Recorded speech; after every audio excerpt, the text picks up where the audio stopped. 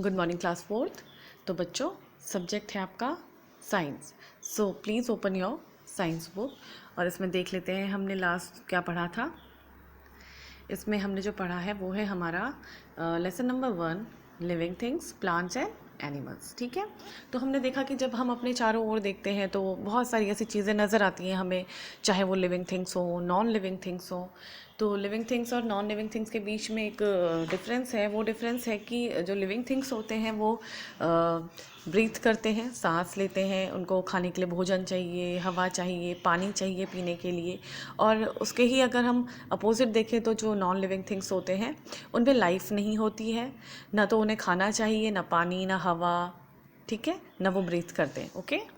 और इसमें हमने जो मेन लिविंग और नॉन लिविंग को बांटा है वो है प्लांट्स और एनिमल्स। ठीक। तो इसमें हम आगे बढ़ते हैं, page number 2। Plants and animals, दो लिविंग थिंग्स के मेन दो टाइप हैं, प्लांट्स और एनिमल्स। एनिमल्स में हम ह्यूमन बींग्स भी आते हैं, जो हम इंसान हैं वो भी इसमें आते हैं। ठीक है। इसमें हमने पढ़ा कि जो प्लांट्स और एनिमल्स होते हैं वो अपनी ज़रूरत के हिसाब से ही एक ऐसी सराउंडिंग को अपनाते हैं जो उनके लिए क्या होती है, उनकी ग्रोथ के लिए सही होती है। और उसी चीज़ को क्या कहा, उसको वो लोग अपना लेते हैं, जो उनकी सराउंडिंग्स होती है उसको वो अपना भी लेते हैं। ठीक है। तो उसको, उस हैबिट को कहा जाता है एडेप्टेशन। ओके। अब आगे बढ़ते हैं हम इसमें। Do you know, many years ago dinosaurs lived on this earth. आप सभी जानते हैं, एक मूवी भी आई थी डायनासोर। तो क्या सभी बच्चे ये जानते हैं कि बहुत साल पहले इस पृथ्वी के ऊपर डायनासोर जैसा एक विशाल जो एक जानवर है वो भी रहता था। All of them have died. लेकिन एक समय आने पर उन सब की क्या हो गई, मृत्यु हो गई, वो सभी लोग मर गए। We say that they have become extinct. यहाँ मर गए बोला जाएगा या फिर कहा जाएगा कि वो यहाँ से, इस धरती से लुप्त हो गए, गायब हो गए। अब इस धरती पे कहीं भी डायनासोर का कोई अस्तित्व नहीं है, या वो कहीं भी अब पाए नहीं जाते हैं। तो इस उसको डायड बोले या फिर हम एक्सटिंक्ट बोले। एक्सटिंक्ट, लुप्त हो जाना, गायब हो जाना। तो डायनासोर के साथ भी यही हुआ है कि वो गायब हो गए। क्यों गायब हो गए देखते हैं। They died because they could not adjust themselves to the changes in their surroundings. वो इसलिए गायब हो गए, इसलिए एक्सटिंक्ट हो गए, या इसलिए वो मर गए क्योंकि जो उनकी सराउंडिंग थी वो उसके अकॉर्डिंग अपने आप को एडजस्ट नहीं कर पाए, अपने सराउंडिंग के साथ अपने आप को वो मैच नहीं कर पाए, इसलिए वो गायब हो गए या लुप्त हो गए या फिर मर गए। आगे बढ़ते हैं, page number 3। Thus, we can say that different types of plants and animals are found in different regions. हम ये भी कह सकते हैं कि अलग अलग रीजन्स में अलग अलग टाइप के प्लांट और एनिमल पाए जाते हैं। These regions are called habitats.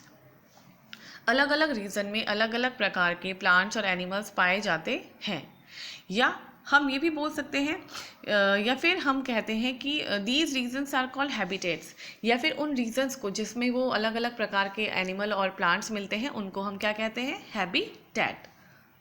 Let us learn about the common habitats of plants and animals. अब बात करते हैं, हैबिटेट होता है वैसे जहाँ पे कोई निवास करता है वो उसका हैबिटेट होता है।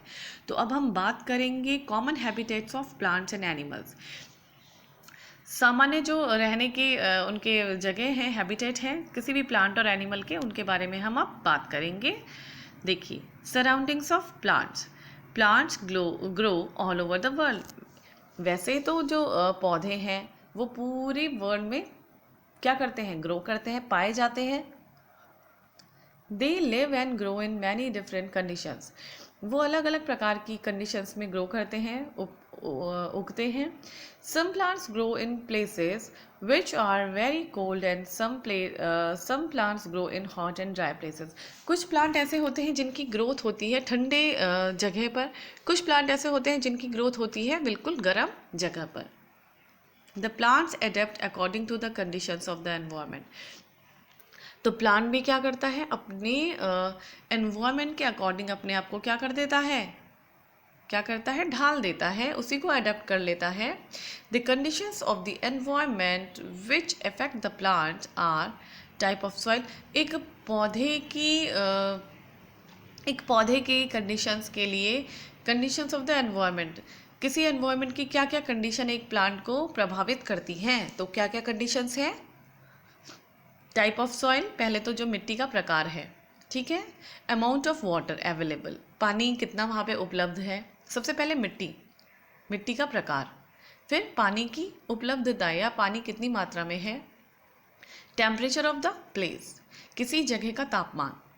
अमाउंट ऑफ रेन, बारिश किस प्रकार से होती है, वहाँ कम होती है या ज़्यादा होती है। Availability of light and wind, availability मतलब उपलब्धता, लाइट, कोई ऐसी लाइट की बात नहीं की जा रही है कि ट्यूब लाइट या फिर बल्ब। सनलाइट वहाँ पे किस मात्रा में आती है, और हवा का वहाँ पे क्या प्रकार है या किस प्रकार से कितनी मात्रा में हवा होती है। The plants can be classified according to their surroundings, plants को क्लासीफाई किया जा सकता है उनके सराउंडिंग के अकॉर्डिंग, ठीक है। तो इसे हम पढ़ेंगे कल, इसे हम अभी नहीं स्टार्ट कर रहे हैं। इसे हमने पहले भी कहा था कि हम थोड़ा थोड़ा थोड़ा करके इसको आगे बढ़ाएंगे ताकि आपकी समझ में ठीक से आ सके, ठीक है। तो अभी इसको यहीं पे स्टॉप कर रही हूँ। जितना मैंने अभी आपको पढ़ाया है, चाहे आप उसको रिवाइज़ करें स्टार्टिंग से, और जहाँ तक मैंने पढ़ाया है वहाँ तक आप उसको एक बार रिवाइज़ करेंगे, उसके बाद हम इसे आगे कैरी ऑन करेंगे, ओके। तो इसे आप एक बार रिवाइज़ कर लीजिए, उसके बाद हम आगे बढ़ेंगे।